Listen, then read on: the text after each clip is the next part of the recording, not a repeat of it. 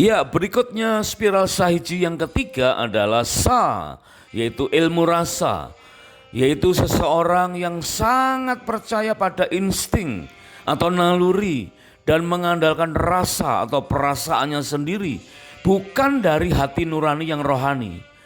Dan ilmu rasa ini membuat seseorang meyakini makna mimpi dengan mencocokkannya dengan buku-buku primbon dan tidak lagi bertanya pada Tuhan. Contohnya dalam Yudas pasal 1 ayat yang ke-8. Ciri-ciri ilmu rasa akan merasa lebih bergembira saat mendengar atau membaca tulisan dalam buku primbon tentang makna kedutan, yaitu otot mungkin mata yang bergetar-getar, ya, atau katal-katal yang ada di telapak tangan. Dikatakan, wah mau bakal dapat duit, kelihatannya bercanda ilmu rasa ini, tetapi itu menjerumuskan, ya. Ilmu rasa membuat perasaan menjadi tenang yang palsu, bergembira karena atau pede saat meminum air bunga 7 rupa, meminum air dari 7 sumur, atau mengoleskan air dari orang pintar. Bahkan ada yang minum darah manusia supaya punya rasa berani, tidak takut, tidak minder, dan merasa dirinya hebat. Orang demikian digambarkan seperti Raja Fir'aun yang mengeraskan hatinya dan tidak mendengarkan apa kata Tuhan. Ternyata ilmu rasa ini sesuatu yang sangat-sangat membahayakan karena seringkali kita tidak menyadarinya dengan perasaan-perasaan yang bukan berasal dari Tuhan. Contohnya saja, kita lakukan sesuatu, ya, keluar rumah dengan kaki kanan lebih dahulu di tanggal genap, ya, keluar rumah dengan kaki kiri terlebih dahulu di tanggal ganjil, dan cara-cara yang lain yang kelihatannya ya seolah-olah bercanda, tetapi itu menjerumuskan. Di dalam Lukas pasal yang ke-8 ayat yang ke-28, ayat yang ke-24, ada satu kisah tentang Tuhan Yesus yang tidur di buritan sebuah perahu dan murid-muridnya ketakutan karena waktu itu ada badai yang besar. Maka ayat yang ke-24 firman Tuhan tertulis dalam Lukas pasal 8, maka datanglah murid-muridnya membangunkan dia. Katanya, "Guru, guru, kita binasa." Lalu Tuhan Yesus bangun, lalu menghardik angin dan air yang mengamuk itu. Nah, akhirnya angin dan air itu pun reda dan danau itu pun menjadi teduh. Dari kisah ini kita bisa belajar 2 kata, dikatakan dan angin atau feng dan air atau sui itu pun reda dan danau itu menjadi teduh, bahkan lebih teduh dari sebelumnya.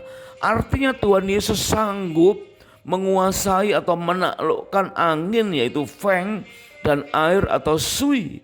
Berarti feng shui yang kita kenal sebagai ilmu rasa, ya, yang seolah-olah kita akan tenang jika mengikuti nasihat feng shui, ya, itu ternyata ada di bawah otoritas Tuhan, ya. Jangan lagi kita jatuh dalam spiral Shahiji yang ketiga, yaitu ilmu rasa, dengan cara mengikuti nasihat-nasihat seolah-olah kalau bentuk rumah dibuat seperti ini akan membawa kebahagiaan, kalau pintu ukurannya dirubah akan membawa kemujuran, kemakmuran, ya. Apabila pintu menghadap ke sono, ke sini dan lain sebagainya, termasuk catnya diganti dengan warna ini dan lain sebagainya, membuat perasaan kita seolah-olah jadi tenang. Itu adalah tipu daya dari spiral Shahiji yang ketiga, yaitu ilmu rasa. Sebab itu berhati-hatilah. Kita harus yakin bahwa Lukas pasal yang ke-8 ayat yang ke-24 mengatakan Tuhan Yesus berkuasa atas feng shui, atas angin dan air, sehingga badai dan danau itu menjadi teduh, sehingga kita tidak perlu lagi mengikuti nasihat-nasihat selain dari firman Tuhan. Ya, kemudian spiral Shahiji yang keempat adalah hi atau sihir, yaitu kegiatan memanipulasi roh melalui jiwa seseorang dengan tujuan tertentu demi kejahatan, sehingga orang lain melakukan sesuatu seperti yang diinginkan, bahkan di luar kesadaran orang tersebut. Ilmu sihir dikenal dengan sebutan hipnotis, di bawah kedok kepercayaan tertentu berupa white atau black magic. atau seorang pemantera yang termasuk sebagai kekejian bagi Tuhan dalam Ulangan 18 ayat 9 sampai dengan 14. Dan ya, atau ilmu sihir ini biasa disebut pula dengan istilah gendam, guna-guna, santet, tenung, atau berupa permainan jai langkung. Kelihatannya permainan, ya, atau mengirimkan benda-benda ke tubuh seseorang, atau menyiksa orang, ya, orang lain melalui semacam boneka dengan ilmu voodoo untuk menyakiti seseorang di tempat yang lain. Dosa ini berdampak pada keturunan yang ketiga dan yang keempat, tertulis dalam Keluaran pasal 34 ayat yang ketujuh. Betapa bahayanya, ya, spiral sahiji yang keempat, yaitu ilmu sihir ini. Dikatakan ilmu sihir disebut sebagai persundalan karena pernah dilakukan oleh Isabel dalam 2 Raja-Raja 9 ayat yang ke-22. Tuhan telah membuang kaum keturunan Yakub yang melakukan tenung dan sihir seperti orang Filistin. Tertuang dalam Yesaya pasal 2 ayat yang ke-6, pasal 3 ayat 1 sampai dengan 3. Nah, bagi kita tidak perlu takut dengan sihir, ya. Memang kita tidak boleh terlibat aktivitas ilmu sihir, tetapi kita pun juga tidak perlu takut dengan tindakan sihir orang-orang lain terhadap kita. Sebab ada ketetapan firman Tuhan dikatakan tidak ada mantra yang mempan terhadap keturunan Yakub ataupun tenungan yang mempan terhadap Israel dalam Bilangan 23 ayat 23. Nah, di dalam pelayanan Paulus di dalam perjanjian yang baru disebutkan tercatat pernah Paulus menghadapi permasalahan seputar ilmu sihir ini, tercatat dalam Kisah Para Rasul 8 ayat 9 sampai dengan Kisah Para Rasul 13 ayat yang ke-12. Nah, itulah betapa kita harus sensitif dengan hal-hal yang ada unsur kegiatan memanipulasi roh melalui jiwa seseorang dengan tujuan tertentu demi kejahatan. Kemudian yang kelima adalah spiral sahiji atau ji, yaitu jimat. Nah, apa itu? Ya, jimat yaitu semua kegiatan seputar menyimpan atau memiliki benda-benda yang dianggap keramat atau punya tuah atau bertuah. Misalnya saja keris, ya, keris kuno, tombak, bambu lanang, yaitu bambu yang tunasnya itu berhadap-hadapan. Kemudian ada juga cincin akik yang diisi, ya, kalung, gelang kaki, gelang tangan, sabuk atau ikat pinggang, kumis macan sebagai ajian kewibawaan dan keperkasaan. Ada pula jimat ini berupa tanah kuburan atau sesuatu yang disembunyikan dalam almari atau dompet. Ya, bisa saja menempelkan tulisan tertentu atau menaruh benda-benda berupa cermin, bungkusan atau kantong kecil di atas ambang pintu yang diyakini memiliki tuah atau kuasa menolak bala. Perhatikan di dalam Yesaya 3 ayat 16 sampai dengan 22. Nah, ada pula jimat ini berupa menaruh batu ulekan, ya, ulekan yang kita biasa pakai untuk membuat sambal, ya. Batu ulekan ditaruh di tempat penyimpanan beras, katanya biar tidak dicuri oleh kuasa kegelapan, ya. Atau berupa susuk yang ditanam di beberapa bagian tubuh tertentu untuk aji pengasih supaya dikasihi orang lain atau sebagai ilmu kebal atau penarik rejeki.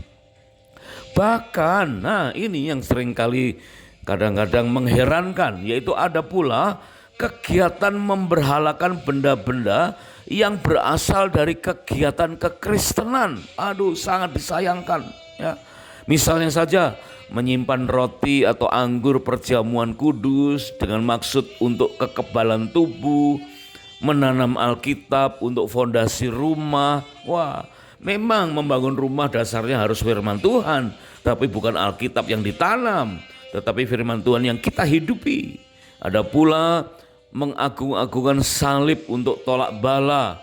Wah, ini jimat, ya, tetapi dari benda-benda dari kegiatan rohani. Sangat disayangkan jika ada orang Kristen yang masih meyakini hal-hal yang demikian.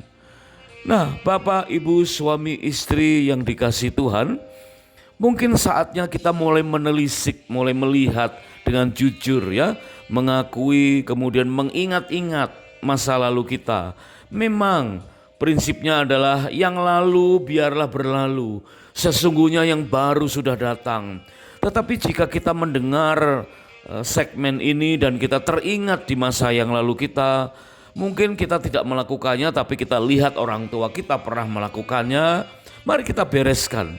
Mari kita lihat, adakah salah satu saja dari kelima spiral sahiji ini yang pernah terjadi dalam rumah tangga kita. Entah rumah tangga kita sekarang atau rumah tangga kita di pohon keluarga atau family tree dari orang tua kita. Ya, mari kita dengan jujur masing-masing mengakui dengan pasangan. Kita harus sungguh-sungguh memahami tentang 5 hal dari spiral sahiji ini. Sebab akan memudahkan kita untuk mengalami kemerdekaan yang sepenuhnya. Jangan sampai keluarga kita tidak mendapat bagian dalam kerajaan Allah. Galatia 5 ayat 19 sampai 21 dan Wahyu 21 ayat yang ke-8, alias dikatakan tidak akan masuk surga. Jika pasangan suami istri ternyata ada ya yang terlibat salah satu saja dari spiral sahiji, segeralah berbalik kepada Tuhan. Selesai atau sepulang dari honeymoon yang kedua ini, mari lakukan ya tindakan iman. Mungkin kalau perlu carilah konselor, berkonsultasi, minta pelayanan khusus, bertobat dan utamakan hidup kudus. Sebab Tuhan itu kudus dalam Imamat 19 ayat yang kedua. Dan 1 Petrus 1 ayat 14 ayat yang sampai dengan 16. Kejarlah kekudusan, sebab tanpa kekudusan tidak seorang pun akan melihat Tuhan, dalam Ibrani 12 ayat yang ke-14. Nah, jika kita ingin mengucapkan kata merdeka, merdeka, merdeka, biarlah rumah tangga kita sepenuhnya merdeka dalam segala hal, dalam segala bidang. Merdeka bukan hanya sekedar secara politik, bukan sekedar secara keuangan, bukan sekedar secara sosial, tetapi terlebih lagi merdeka secara spiritual. Jika roh kita merdeka, kita sanggup menghadirkan Tuhan dan Tuhan segera mengubah air menjadi anggur. Nah, adakah spiral sahiji dalam rumah tangga kita yang mungkin masih ya samar-samar ya? Silakan untuk difahami di waktu-waktu berikutnya dan segera lari kepada Tuhan seperti anak bungsu. Begitu menyadari bahwa dia jatuh dalam dosa dan menghabiskan harta orang tuanya, dia sudah jatuh dalam perzinahan, maka anak bungsu ini kembali lari kepada bapaknya. Dan lihatlah, bapa bangkit berdiri dan menyambut anaknya dan memberikan jubah yang baru, mengenakan cincin dan mengadakan pesta, karena dikatakan anak yang sudah mati itu sekarang hidup kembali. Bukan sekedar anaknya pulang, tetapi anak yang mati sekarang sudah hidup kembali. Terimalah kemerdekaan dari Tuhan, kemerdekaan di alam spiritual, di alam roh kita, supaya kita benar-benar mengalami kemerdekaan seutuhnya. Dan setelah itu jaga agar tidak mengalami spiral sahiji lagi. Jagalah hatimu dengan segala kewaspadaan, karena dari situlah terpancar kehidupan. Tuhan memberikan wewenang kepada kita untuk kita mampu menjaga hati kita dengan segala kewaspadaan, karena dari situlah terpancar kehidupan. Nah, apa yang terjadi? Meskipun semua spiral sahiji sudah kita ketahui saat ini, bisa saja nanti beberapa waktu berikutnya kita akan mengetahui hal-hal yang lain. Di waktu-waktu mendatang baru Tuhan singkapkan beberapa hal yang lain. Mari kita terbuka ya. Dalam perjalanan bulan madu kali ini atau dalam perjalanan honeymoon berikutnya kita akan dapatkan pembelajaran secara lebih terbuka di antara suami dan istri, sehingga mengalami kemerdekaan sepenuhnya dan rela belajar dari kesalahan. Betapa pentingnya pemahaman tentang spiral sahiji dan mengalami kemerdekaan.